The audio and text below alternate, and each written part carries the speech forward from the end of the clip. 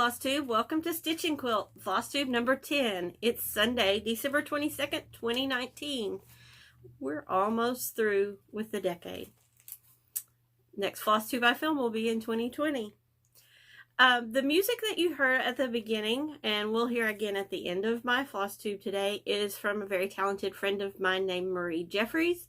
She is a quilter who comes to my retreats, and she is a very talented French horn player. My son also plays the French horn, so in our family we're really big on French horn music.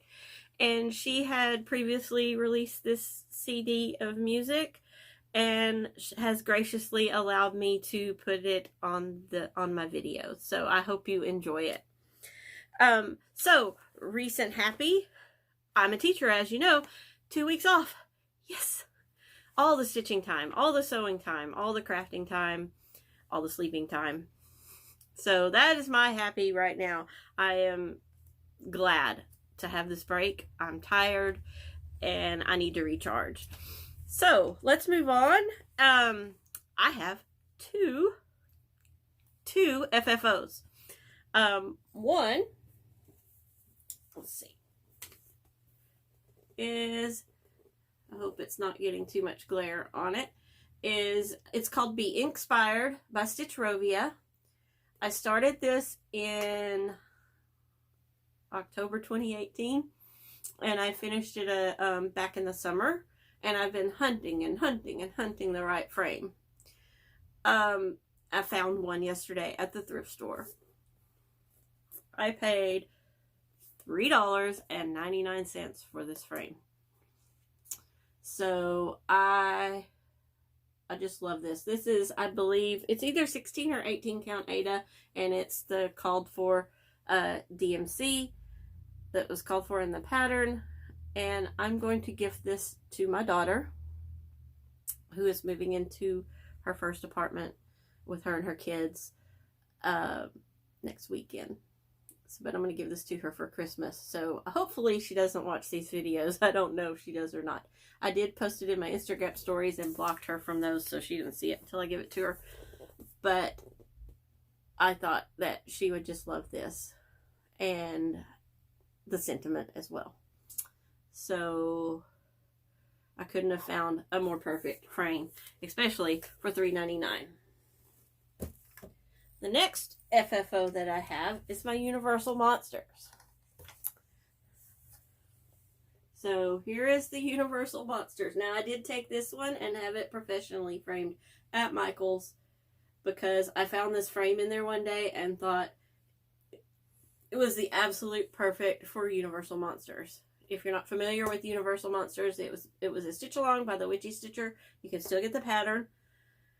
And this is on a 28 count by Picture This Plus, and I cannot remember the color. I'm sorry. I can go back and look in Instagram if you absolutely need to know. I did the Blood Moon with the skull modification to it, and added the side trees and extra clouds and things. But there were a lot of other modifications, but I didn't do those. But this, I'm in love with it. I don't know where I'm going to hang it yet, but it's going up all year because, yeah, it just has to. So right now it's sitting with my couple of tombstone pieces that I have just sitting on on top of a desk, but I'm going to hang it somewhere. So I'll let you know when I do. So, two fully finished objects. So really excited about that. I do have a couple of whips. Not too many. I've been trying to kind of focus to get some things finished. So, but I have been working on my knitting. Let me see if I can find the cover photo. Hold on. Oh, here it is. Sorry, this is really wrinkled. But this shawl is called, I guess it's Zorzal. And it uses two colorways of yarn. And I'm using, hold on. This was from Mean Girls Yarn Club, and I cannot find, but it's a superwash sock. I don't remember the colorway though. And then this is Kramer sterling silk and silver. I don't know if it's showing up, but it has real silver in it. Let's see. It is 63% superwash merino, 20% silk, 15% nylon, and 2% silver. See, there's some sparkle right there. I made a video that I posted on Instagram, and I may put this in here somewhere as well so that you can see the sparkle. It's really hard to photograph. But I am on the third wedge of the shawl, and I'm almost done with the third wedge of the shawl. This is going to be really hard to photograph to video because it's so big. But you start off, you do stripes, then you do the one color, then you do the other color, then you do stripes again. So I just have this much more to go of the white, and then I can start doing the other stripes and then bind off, and I'll be done. I'm really wanting to get this finished because I have been hankering to make some socks. I don't know why. I had stopped knitting for 3 or 4 years and really didn't knit at all. And then I kind of picked it back up this past year, and I'm enjoying it again. So I just don't want to have a bunch of knitting projects going at the same time. I don't know if you can see, there's yarn here and there's yarn here. I used to knit pretty prolifically, and I kind of just quit. The second project I worked on, I worked on this week before last, is it's Quotes to Live By. I think it's Words to Live By, excuse me, by Tiny Modernist. My mom started this and abandoned the project, so I decided I would finish it. And so here's my progress. I did this square, and then there was some work to be done to finish the center square. I had to finish a mountain over here, and then the scroll work and the frame around it. So when I pick this back up again, I'll work on, there's one more square over here I'll start, and then I'll work down and around the big square. This is, I think, 16 or 18 count black Aida.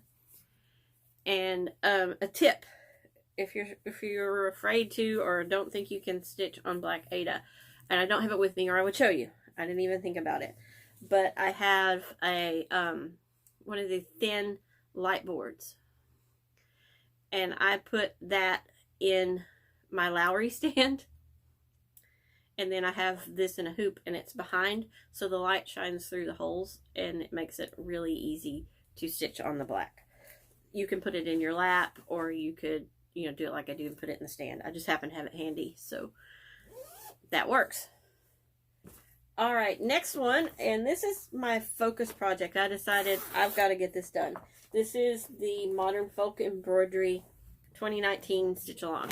I had been stuck. I let it go on September, but I finished September day before yesterday, and I've now started October. So this was September with the houses. Hold on, let me fold it a little bit differently. There you go. This with the boat and the houses and the church. That's September. Then here is October down here. And if I'll hold you the whole thing up for you. So birds. January, February, March, April, May, June, July, August, September. And I'm working on October. And I can't see what I'm showing you. But I want to try to work on this until the end of the year and just see how much I can get done. Since I'm off work, I can spend a lot of time stitching. I have other stuff to do, but I can get a lot of stitching time in since I don't have to go to work during the day. So that is my Modern Folk Embroidery. I'm really loving it. I don't know why I got stuck on September and just stopped, but I did. Okay, so kind of talked a little bit about my plans. My plans are to keep on working on the Modern Folk Embroidery until New Year's Eve. On New Year's Eve, I'm going to spin my wheel for a new start. And I also want to get that shawl finished so I can start a pair of socks. So, I'd like to talk a little bit about what things I have been watching on YouTube. I'd like to shout out a newer Flosstuber that I've been watching, and she's really sweet, and she is really funny and really interesting, and her name is Kala. I hope I'm pronouncing that right, Kala. And I'll link her down in the description box. She is really neat. They're remodeling an old cheese factory to live in, which is really cool in my opinion, and lives on a farm, and she does some gorgeous stitching, and she's just a really fun watch, so go give her a look. Also, if you're interested in things vintage like I am, you have to go watch English Heritage, again linked below, especially the Mrs. Crocombe videos. She is dressed in Victorian period dress for the head of the household, kitchen house, and she cooks vintage Victorian recipes, and she's totally in character for the whole thing, and it's just awesome and fun to watch. The other English Heritage videos are great too, about Victorian things and older vintage stuff. So if you want to go down that rabbit hole like I did, go check out English Heritage. Okay, so next I got some stitchy kindness. My dear friend Raquel, Mrs. Cetus on Instagram, if you know her, sent my mom and I this cute Christmas card. Look at the little Santa, isn't he cute? She wrote us a really sweet note, and she sent us both skeins of her silk. Look at those colors. I love stitching with her silk. I have a project right now that I'm working on with one of her variegated silks, and it's gorgeous. I can't wait till the wheel lands on it again so I can work on it again. But thank you so much, Raquel. We love it. Mom says thank you. And yeah, I can't wait to find something to do with those. Look at that red and green. So gorgeous stuff. Okay. Haul. I have some kind of very different haul this week. I have some things I've bought via the internet, and some things that I bought here locally. Let me show you the stuff that I purchased over the internet. This has to do with my costuming obsession. So I got a new book, Corsets and Crinolines, by Nora Waugh, and it's just an amazing resource about different period corsets and stays. There's patterns. There are, let's see, old illustrations. I haven't had a chance yet to sit down and read thoroughly through it, but it's not just stays and corsets. There are also petticoats and crinolines and hoops and period illustrations. So this may be my before bed reading during the holidays. So, but yeah, this is definitely going in the costuming collection. I also placed an order with Burnley and Trowbridge, which supplies things to people who do reenactment sewing. And their stuff comes in these cute little bags. I have two. So the first thing I ordered was a period sewing kit. So let me show you the things that they give you. First, you get a big thing of wax for your thread. These are their fine brass sewing pins. I don't know if I can get this open enough to show you the pins. Maybe. Okay, here's one. They're little brass sewing pins, so they're like they would have been in the 18th century. Let's see what else. Oh, linen thread. Some of the stuff in here.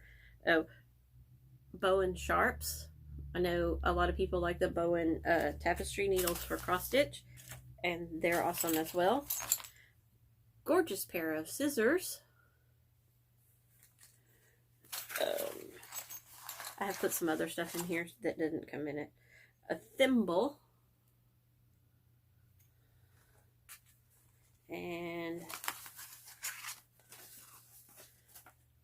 a thread winder, thread bobbin to wind the linen thread on. So this is going to beef up my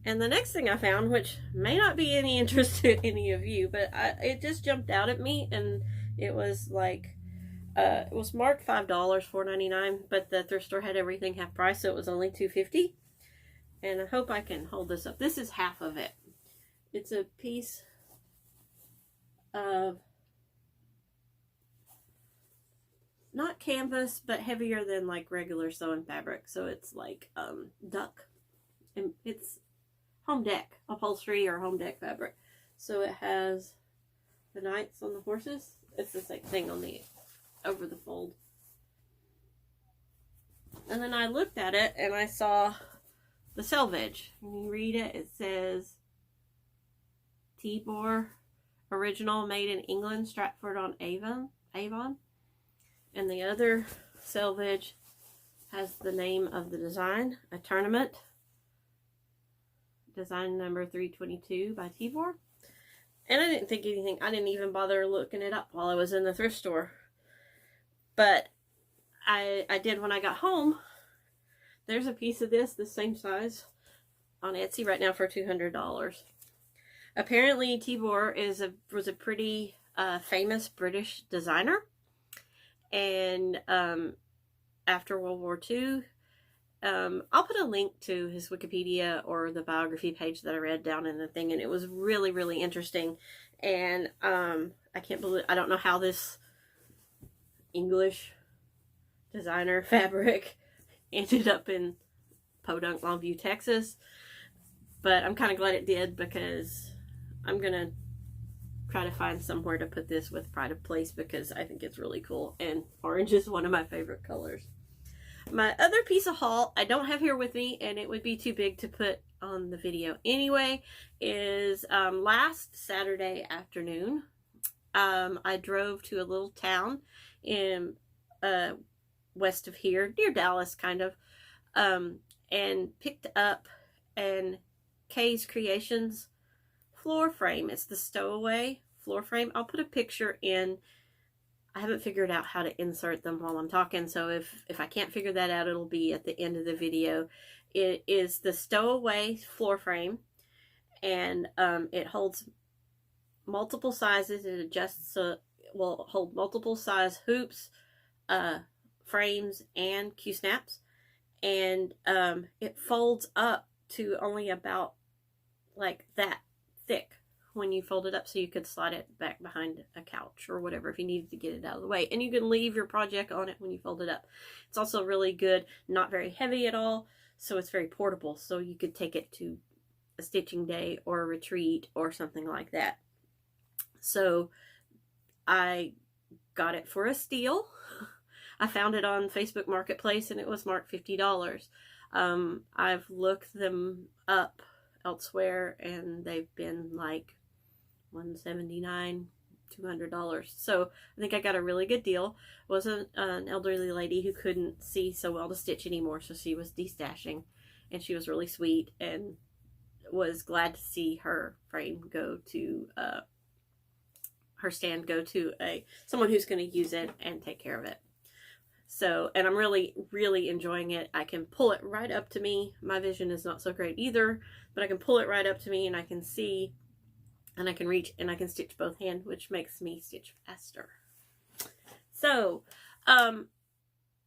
that's all I have to show you today. I would like to say I've had some people say that they would like to see some of my quilts. I've also had someone ask for me to show some of my vintage sewing machines.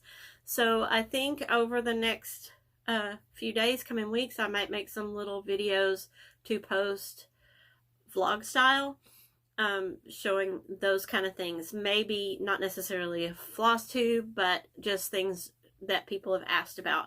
If you're interested in anything that I mentioned that you don't understand, feel free to ask me a question below. If you have anything you would like to ask me, feel free to ask below.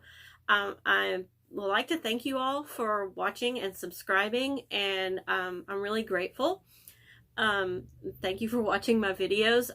I hope that I'm getting better, and I hope you all have a very Merry Christmas, or whatever holiday you celebrate.